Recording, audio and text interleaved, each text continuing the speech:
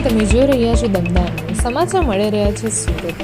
આજે નવા વર્ષના પ્રથમ દિવસે જ દક્ષિણ ગુજરાતમાં હવામાન બદલાયું છે.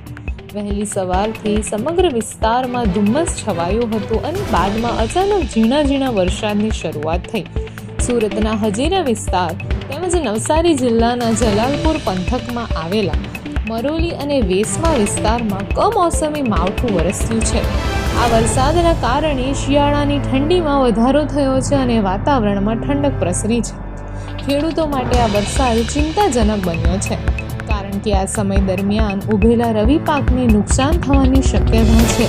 વિશેષ કરીને શાકભાજી અને ડુંગળીના પાક પર અસર થવાની ભીતિ ખેડૂતો વ્યક્ત કરી રહ્યા છે.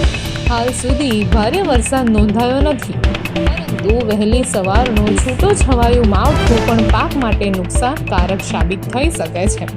હવામાન વિભાગ દ્વારા આગામી દિવસોમાં વાતાવરણ પર નજર રાખવાની સલાહ આપવામાં આવી છે, ત્યારે ખેડૂતો સરકાર તરફથી યોગ્ય માર્ગદર્શન અને સહાયની અપેક્ષા રાખી રહ્યા છે. દમદાર ન્યૂઝના તંત્રી પ્રવીણ કુમાર દ્વારા અહેવાલ.